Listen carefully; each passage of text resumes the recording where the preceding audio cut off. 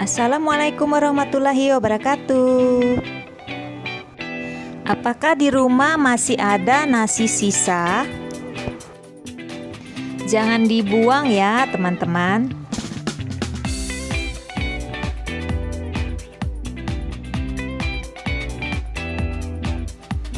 Karena nasi sisa bisa jadi pupuk, yaitu pupuk organik cair.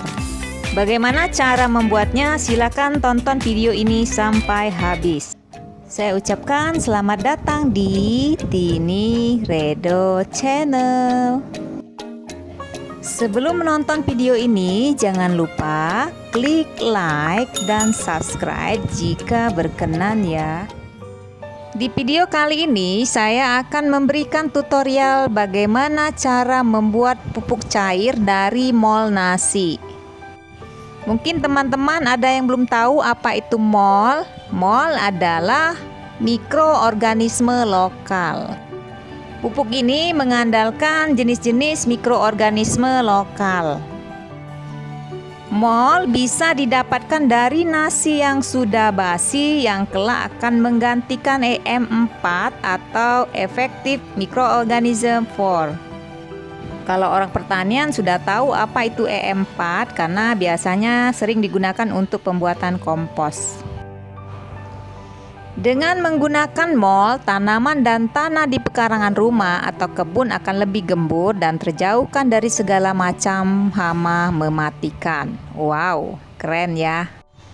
Setelah mol jadi, maka mol dapat diaplikasikan atau digunakan dengan cara yang pertama sebagai dekomposer atau pengurai. Nah, ini biasanya digunakan sebagai pengganti EM4 pada pembuatan kompos. Dosisnya perbandingan antara mol dengan air yaitu 1:5.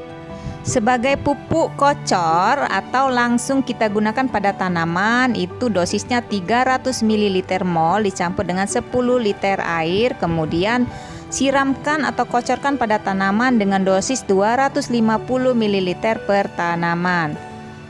Cara membuatnya, siapkan nasi, masukkan ke dalam wadah, kemudian letakkan di tempat yang tidak terkena cahaya selama lebih kurang 5 hari. Setelah 5 hari, maka kita akan lihat pada permukaan nasi akan ditumbuhi oleh jamur yang berwarna oranye. Oke, sekarang kita mulai pembuatan pupuk cairnya. Yang pertama, siapkan gula pasir, nasi yang sudah ditumbuhi jamur, dan 1 liter air. Masukkan nasi basi ke dalam mangkuk besar.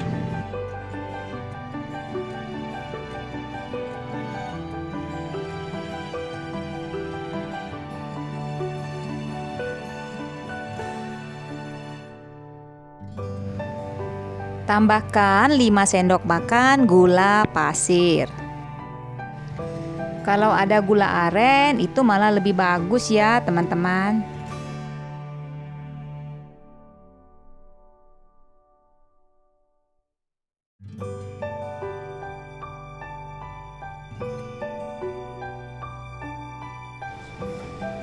Kemudian tambahkan 1 liter air.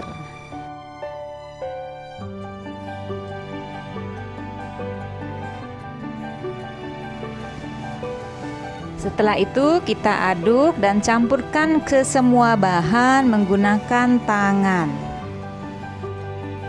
Aduk-aduk hingga benar-benar rata.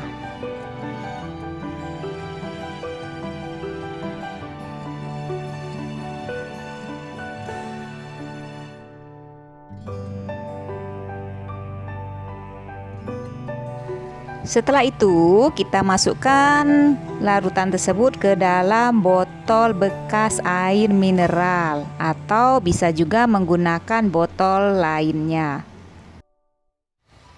Asalkan ada tutupnya ya teman-teman. Setelah semua larutan masuk ke dalam botol, maka segera kita tutup botolnya, kemudian kita diamkan selama lebih kurang 5 hari. Letakkan botol-botol tersebut di tempat yang terlindung dari sinar matahari. Setelah 3 hari, biasanya larutan tersebut akan mengeluarkan gas yang ditandai dengan botol yang sedikit menggembung karena mengandung gas. Keluarkan gas dari botol dengan cara membuka tutup botol secara perlahan-lahan agar tidak muncrat keluar. Gas-gas tersebut adalah hasil dari fermentasi. Tuh kan kelihatan gasnya. Setelah itu kita kocok-kocok botolnya agar larutan bercampur rata dan proses fermentasi berjalan sempurna.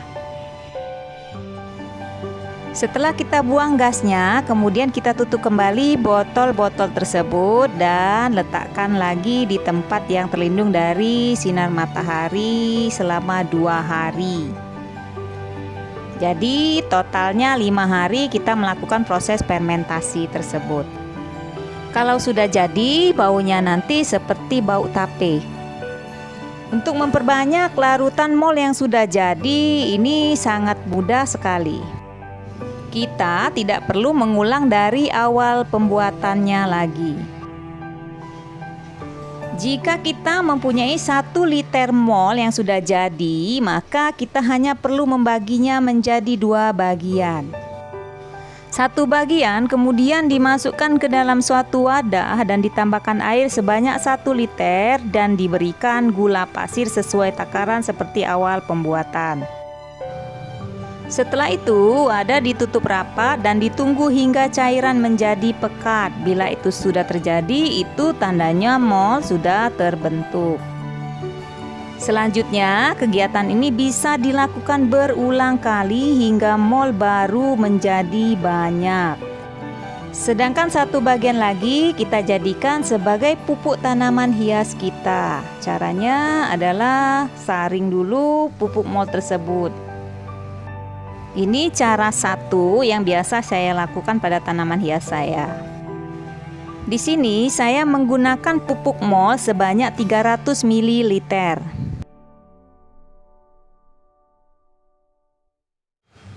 Kemudian saya tambahkan 1 sendok teh Ajinomoto atau micin.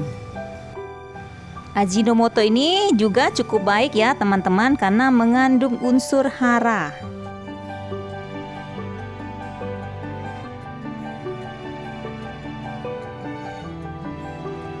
Kemudian campurkan ke dalam 10 liter air dan aduk rata. Setelah itu kita siramkan ke tanaman hias kita pada bagian media tanamnya. Sebaiknya jangan terkena daun tanaman. Cukup siramkan ke media tanamnya saja.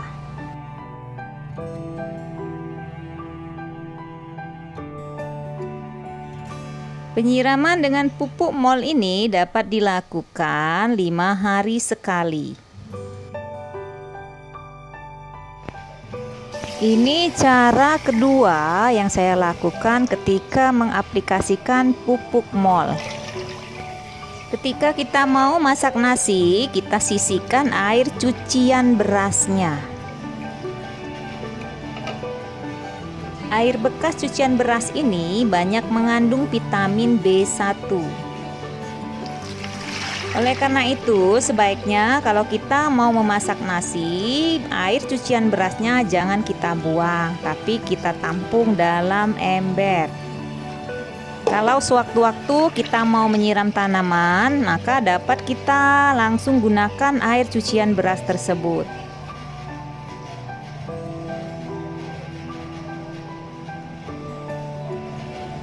Kali ini air cucian beras tersebut akan saya gunakan untuk mencampur pupuk mol nasi. Kita siapkan pupuk mol nasi sebanyak 300 ml.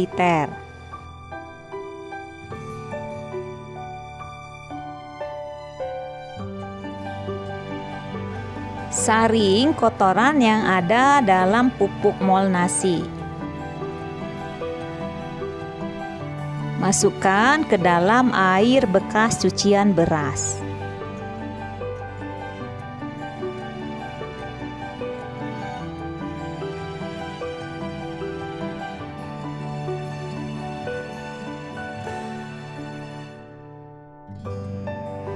Setelah itu, tambahkan lagi air sampai larutan menjadi 10 liter.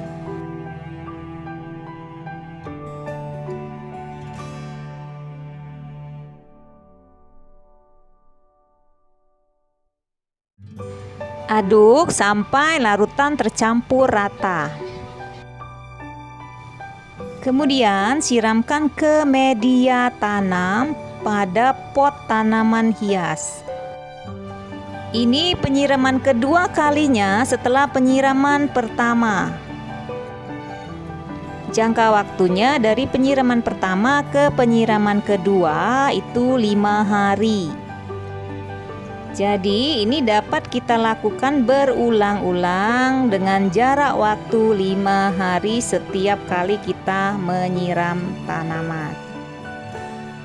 Pupuk cair ini sangat bagus ya teman-teman, karena berbahan organik atau berbahan dari mikroorganisme.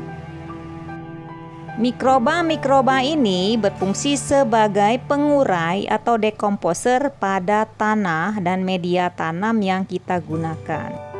Berfungsi menggemburkan tanah dan meningkatkan unsur hara tanah.